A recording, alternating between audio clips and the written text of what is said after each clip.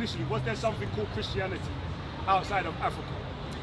I think in the best way that I understand your question, I can say the answer is yes. There was an initial transformative experience to the apostles.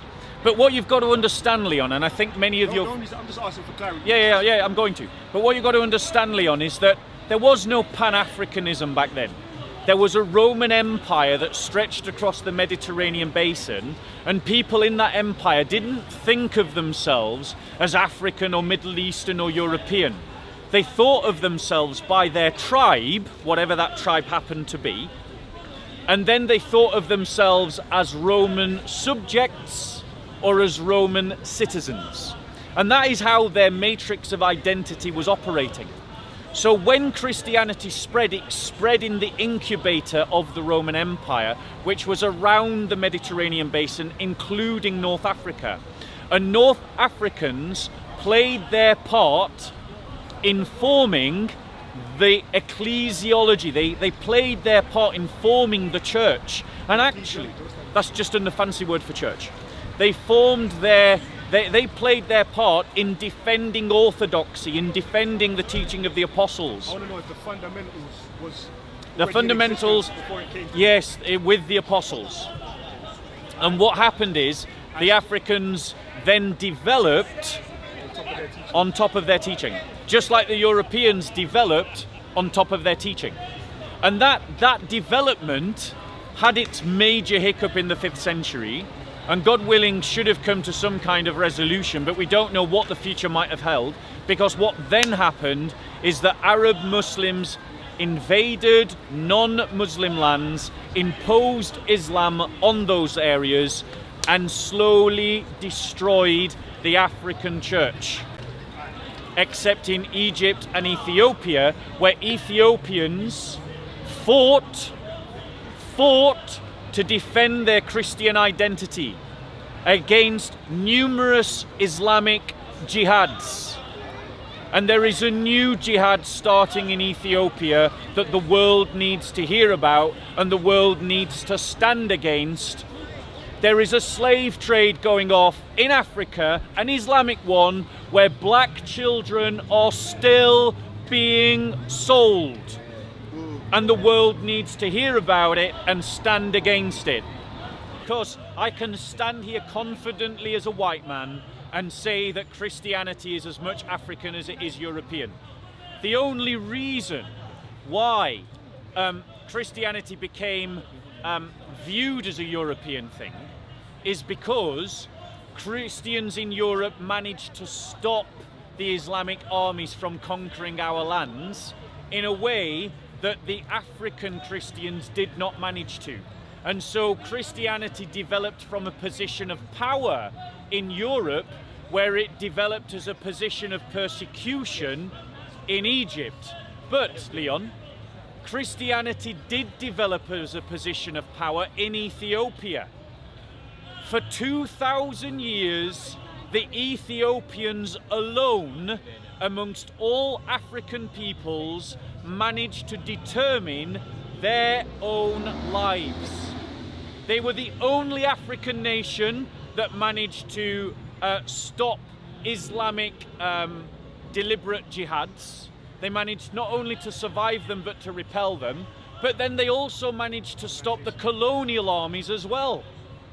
And I want you to remember that it was Portuguese Christians in the 15th century, white European Christians, who joined with Ethiopian Christians to fight Islamic armies.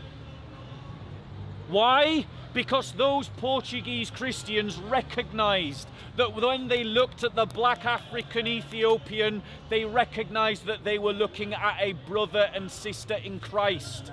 And they died with them, and they fought with them, and they defeated Islamic jihad together. White man and black man together against Arab imperialism, against Arab occupation, against Arabization, against Islamization. Christianity is an African faith. Let me tell you, the Coptic Church is an African church. It has established charitable hospitals around Africa to help other Africans. It's an African church with foundations in Palestine. Every church has a foundation in Palestine. There is no church on earth. I just don't want to misrepresent the details. I've said it as clearly as I can. I don't know how much more clearly I can say it. If you say it's an African, it's not purely African, it's basically what I'm saying. There is no church. According to what you just said. There is no church anywhere in the world, India, Europe or Africa, that didn't start in Palestine.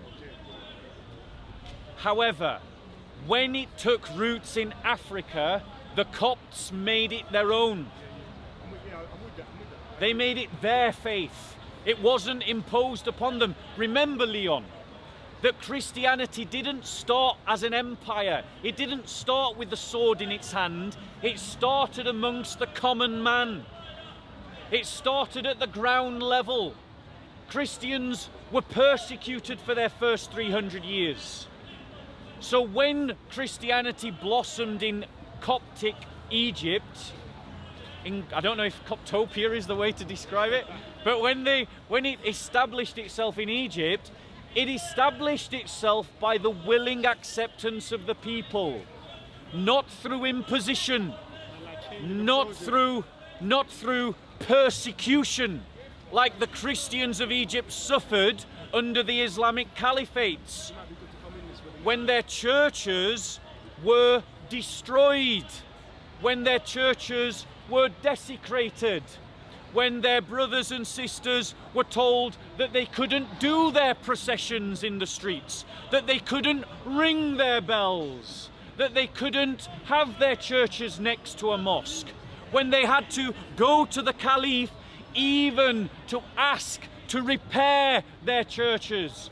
And so many Coptic churches fell into disrepair and ended up falling down. And then the Christians were forced to build their churches outside of the cities. And they were forced to have their doors not onto the main high street, but onto the side roads. And they were told that their prayers couldn't be heard by the Muslims. And when they were walking down the streets, the Arab Muslims would force them into the narrowest part of the road. And they would force them to wear clothes that distinguished them as Coptic Christians. They had to wear yellow belts. They had to ride on donkeys because they couldn't ride on horses. They were not allowed to carry swords.